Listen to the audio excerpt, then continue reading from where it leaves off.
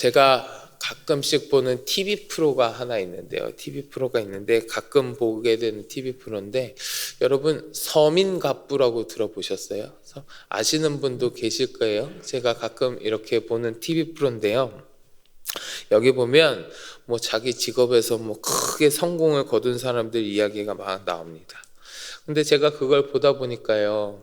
거기 나오는 사람들의 큰 특징 두 가지가 보이더라고요. 큰 특징 두 가지가 있습니다. 뭐냐면 첫째는 이 사람들이 지금 자기가 이룬 그 성공을 쟁취하기 전에, 성공을 이루기 전에 다들 큰 실패를 경험해 봤다라는 거예요. 큰 실패를 경험했고 그 아주 지독한 실패를 딛고 일어서서 크게 성공했다. 이런 특징이 하나 있었어요. 두 번째 특징은 뭐냐면 이 사람들이 그 실패를 딛고 일어설 때에 그 사람의 주위에는 그 사람에게 힘이 되어주고 다시금 일어날 수 있는 그 힘의 원동력이 되어주는 누군가가 있었다라는 특징이 있더라고요.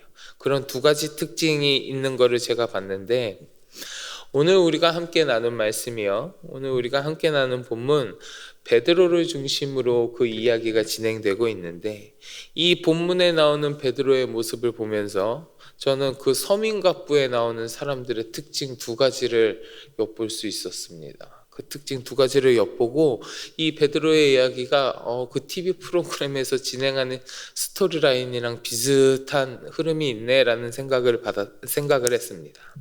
자, 오늘 본문 말씀을 보면 예수님께서요 제자들에게 어제 본문에 나오죠. 예수님께서 제자들에게 조반을 차려주셨죠. 제자들이 그 조반을 같이 나누어 먹었습니다. 그리고 그것을 다 먹은 후에 그 조반을 다 먹은 후에 예수님께서 베드로를 따로 부르셔서 이야기를 하시는 거예요. 베드로하고 이야기를 나누시지요. 그게 15절부터 베드로와 나눈 이야기가 15절부터 17절까지 기록되어 있는데 우리 같이 한번 봉독해 볼까요? 15절부터 17절 우리 다시 한번 봉독하겠습니다. 그들이 조반 먹은 후에 예수께서 시몬 베드로에게 이르시되 요한의 아들 시몬아 내가 이 사람들보다 나를 더 사랑하느냐 하시니 이르되 주님 그러하나이다. 내가 주님을 사랑하는 줄 주님께서 아시나이다.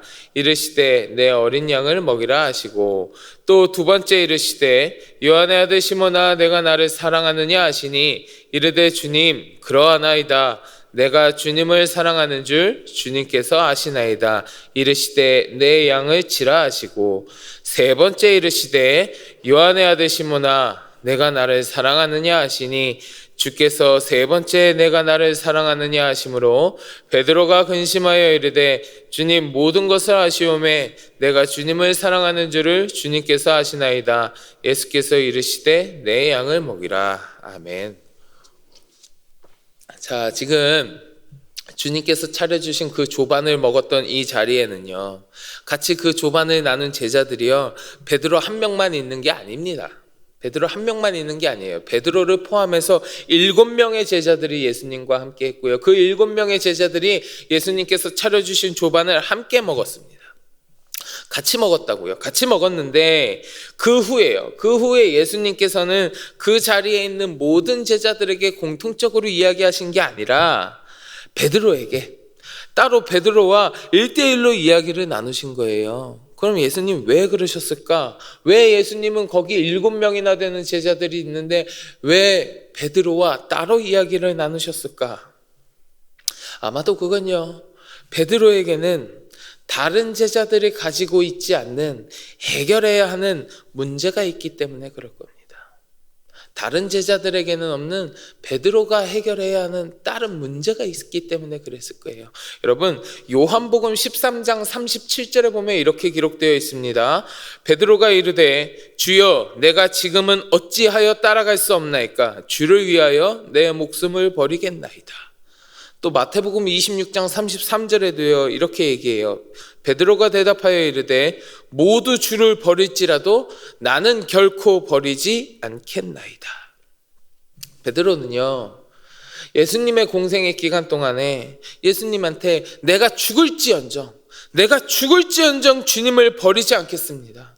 다른 제자들과 자신을 비교하면서까지 다 주를 버린다고 할지라도, 모두가 주를 버린다고 할지라도 나는 절대 그러지 않겠다고 장담하면서 예수님한테 이야기했던 제자입니다. 그런데 그런 베드로가, 그렇게 호언장담했던 이 베드로가 예수님이 잡히신 후에 어떤 모습을 보였습니까? 예수님이 잡히신 후에 이 베드로가 예수님을 모른다고 3번이나 부인합니다. 그것도 그냥 부인하는 것도 아니고요, 오히려 예수님을 저주하고 스스로 맹세하면서까지 나는 예수를 모른다고 부인합니다. 이 일이 부활하신 예수님을 다시 만나고 그 예수님이 차려주신 식탁에 앉아 있으면서도 베드로의 마음속에 큰 짐으로 남아 있었을 거예요. 아니면 더 긴장하고 있었을지도 모릅니다. 왜 예수님 아무 말씀도 안 하시지? 내가 잘못하고 내가 예수님 부인했던 거 그 예수님 다 알고 계실 텐데 도대체 왜 아무 말씀도 안 하시지? 속으로 불안해하고 있었을지도 모릅니다. 그리고 그런 불안함을 넘어서서 베드로한테는요, 이 문제를 해결하지 않으면 자신이 했던 그 말 때문에, 자신이 했던 예수님을 부인하는 그 행동 때문에 자기 가운데 짊어지고 있던 이 큰 짐을 해결하지 않으면 베드로는 앞으로 자기가 사도로서 사역하는 일에 있어서도 이 문제가 큰 걸림돌이 되었을 거예요. 그가 만약에 이 문제가 해결되지 않은 상태에서 나아가서 예수님을 전했다면 사람들은 뭐라고 했겠습니까? 당신 그렇게 호언장담했으면서 자기가 말한 대로 지키기나 할 것이지 자기가 한 말도 지키지 못하고 오히려 3번이나 저주하면서 맹세하면서 예수님을 부인해놓고서 네가 무슨 사도야, 네가 배신자지, 네가 거짓말쟁이지라고 손가락질 받았을지도 몰라요. 베드로는요, 이미 쓰라린 좌절과 실패를 경험한 사람이에요. 그런데 우리 예수님은요, 이런 베드로의 상황을, 이런 베드로의 마음을 우리 주님께서는 이미 알고 계셨던 거예요. 이미 알고 계시기 때문에 그를 다시 그 실패로부터 건져주시기 위하여, 그 베드로를 다시금 일으켜 세워주시기 위하여, 사도로서 다시금 세워주시기 위하여 그를 부르시고 그와 이야기하시면서 베드로를 향한 주님의 사랑을 다시 확인시켜 주시고, 또 주님을 향한 베드로의 사랑을 다시금 확립시키시면서 그가 다시 일어날 수 있도록 도와주고 계시는 겁니다. 이러한 예수님의 사랑이 있었기 때문에 베드로는요, 더 이상 못난 제자 베드로가 아니라, 예수님을 부인하고 예수님을 배신한 제자 베드로가 아니라 빛나는 사도 베드로로 살아갈 수 있었던 거예요.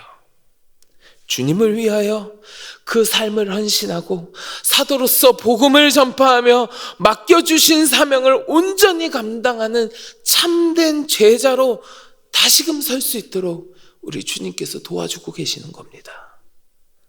사랑하는 성도 여러분, 우리 주님의 사랑은 이런 사랑이에요. 예수님을 모른다고 부인하며 심지어 저주까지 한 베드로이지만 그런 베드로를 친히 찾아오시고 그의 마음 가운데 있던 무거운 짐을 벗겨주시고 그의 사명을 완전히 되찾아 주셨습니다. 우리로서는 상상할 수도 없이 넓고 무한하고 자비로운 주님의 사랑이라고요. 그리고요, 이 주님의 사랑은 지금도, 지금 이 시간에도 우리를 향해서 흘러오고 있습니다. 여러분들 삶 가운데에서요, 우리 주님 앞에, 내가 우리 주님 앞에 서기에 부끄러운 모습이 있으십니까? 내가 우리 주님 앞에 서기에 어렵고 힘든 짐을 내 마음 가운데 혹시 가지고 계십니까? 우리도 신앙의 길을 걷다 보면 넘어지고요, 실패하고요, 좌절할 때가 있습니다. 주님 앞에 부끄러운 모습을 내가 갖고 있을 때도 있습니다. 그러나 그렇다고 해서 우리가 넘어지고 실패한 그 자리에서 그냥 주저앉으면 결코 안 된다라는 거예요. 나의 모든 잘못을 용서하시고 내가 다시금 일어설 수 있도록 기회를 주시는 우리 주님의 사랑이 나를 향해 있음을 기억하시기 바랍니다. 우리 주님의 사랑은요, 넘어져 있는 우리를 다시 일으켜 세워주십니다. 우리 주님의 사랑은 내가 다시금 떳떳한 주님의 백성으로, 주의 자녀로 살아갈 수 있도록 나를 붙들어 주십니다. 참으로 선한 목자 되시는 우리 예수님은 나보다 더 안타까운 심령으로 우리 곁에 찾아오셔서 나의 아픈 상처를 싸매어 주시고 주님을 향한 나의 사랑을 다시금 확인하시고 주께서 나에게 귀한 사명을 다시 맡겨주십니다. 바라기는요, 바라기는 이 자리에 함께 하시는 우리 모든 성도 여러분, 우리 모두의 삶 속에 나를 다시금 세워주시는, 나를 다시금 붙들어 주시는 우리 주님의 사랑이 가득하시기를 주의 이름으로 간절히 축원합니다. 자, 여기서 이야기가 이렇게 잘 끝나면 참 아름다울 텐데 여기서 이야기가 끝나지 않고 한 가지 이야기가 더 진행됩니다. 한 가지 이야기가 더 나와요. 우리 오늘 본문 20절부터 23절의 말씀인데요, 20절부터 23절의 말씀 같이 봉독합니다. 베드로가 돌이켜 예수께서 사랑하시는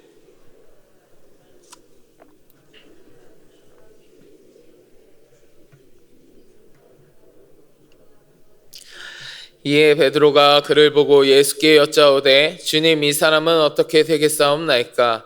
예수께서 이르시되 내가 올 때까지 그를 머물게 하고자 할지라도 내게 무슨 상관이냐? 너는 나를 따르라 하시더라. 이 말씀이 형제들에게 나가서 그 제자는 죽지 아니하겠다 하였으나 예수의 말씀은 그가 죽지 않겠다 하신 것이 아니라 내가 올 때까지 그를 머물게 하고자 할지라도 내게 무슨 상관이냐 하신 것이로라. 아멘. 자, 예수님과 이야기를 마치고 이제 베드로가 돌이켜서 갑니다. 돌이켜서 가서 보는데 예수님 곁에 누가 서 있는 거예요. 예수님 곁에 있는 사람을 보면서 예수께서 사랑하시는 그 제자라고 하는 사람이 예수의 곁에 있는 것을 보고 예수님께 그의 앞날에 대해서 베드로가 질문합니다. 그러니까 예수님 대답하시죠. 너와 무슨 상관이냐? 너와 상관없다 말씀하십니다. 방금 전에 주님의 사랑을 체험했던 베드로입니다. 방금 전에 주님의 사랑을 경험한 베드로입니다. 그러나 주님의 사랑을 경험했다고 해서 그가 주님이 되는 건 아닙니다. 주님의 사랑을 경험했어도 그 베드로는요, 여전히 약하고요, 여전히 부족한 그냥 인간이에요. 베드로가 주님한테 이 사람은 어떻게 되겠사옵나이까? 라는 물음은요, 이 물음은 그 사람이 어떻게 될지 진짜 궁금해서 물어보는 그런 질문이 아니었습니다. 그 물음 아래는요, 질투의 마음이 있었어요. 질투의 마음이. 너보다 내가 더 인정받고 싶다라는 욕심이 있었습니다. 욕심이요. 예수님은요, 베드로의 그런 마음을 단번에 간파하십니다. 그리고 말씀하십니다. 너는 나를 따르라. 너는 나를 따르라. 베드로야, 네가 제자의 길을 걸어가는 것이 남에게 잘 보이기 위해서 하는 거야. 다른 사도들과 경쟁하기 위해서 하는 거야. 그 와중에서도 네가 남보다 뛰어나야 하고 더 인정받아야겠다고 하는 욕심을 여전히 품고 있는 거야. 그런 것들 다 내려놓아라. 다른 것 바라보지 말아라. 시기하지 말아라. 나를 바라보아라. 나를 보고 나를 따르라. 우리 주님 말씀하시는 겁니다. 내게 무슨 상관이냐? 그가 뭘 하든 다른 사람이 뭘 하든 너와 무슨 상관이냐? 상관하지 말아라. 이 말씀은요, 이웃에게, 우리 주위에 있는 사람들에게 무관심하고 가난한 형제를 외면하고 그거 신경 쓰지 마, 그런 말씀이 아닙니다. 그런 말씀이 아니고요, 다른 사람들과 비교하면서 나에게 무익한 경쟁심 혹은 좌절, 교만, 자기 사명에 대한 소홀, 시기함, 질투함, 그런 것들을 염려하시면서 주시는 말씀이에요. 이러한 것들 때문에, 그러한 인간의 나약함 때문에 나를 따르는 너의 사명을 망치지 말아라. 무익한 것들을 내려놓고 나를 바라보아라.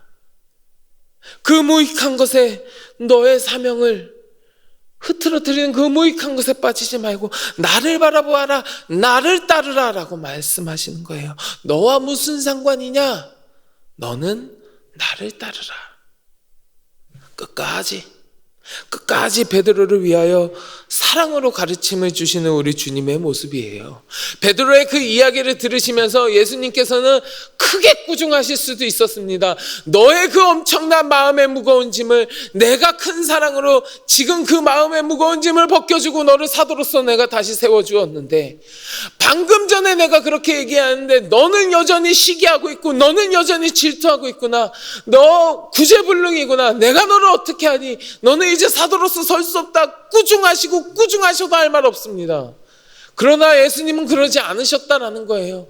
그러한 베드로에게 방금 사랑을 확인했으면서도 여전히 연약한 모습을 보이는 베드로에게 끝까지 사랑으로 가르침을 주시는 거예요. 그러지 말아라. 너는 나를 바라보고 너는 나를 따르라.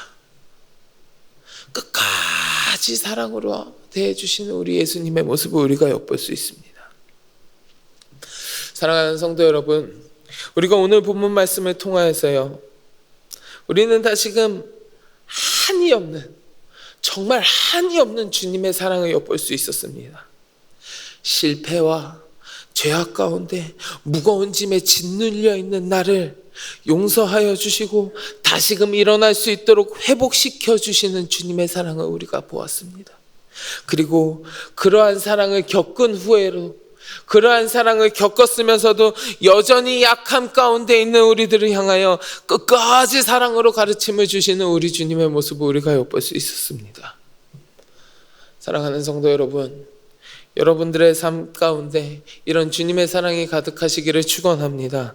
이러한 주님의 사랑 가운데 우리가 거하면서 늘 우리 주님과 함께하는, 늘 우리 주님과 동행하는, 우리 주님 바라보며 우리 주님만을 따라가는 여러분들의 삶이 되시기를 주님의 이름으로 간절히 축원합니다.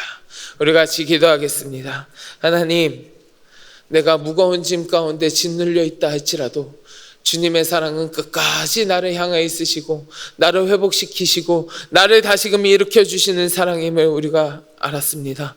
주여, 그 사랑 가운데 거하게 하시고 늘 주님의 사랑에 기억하고 감사하며 주님 바라보고 따라가는 우리들의 삶이 되게 하여 주시옵소서. 함께 기도하시고 마음속에 간절한 기도의 제목을 가지고 함께 기도하도록 하겠습니다. 우리 이 시간 주여 많이 부르짖고 같이 기도합니다. 주여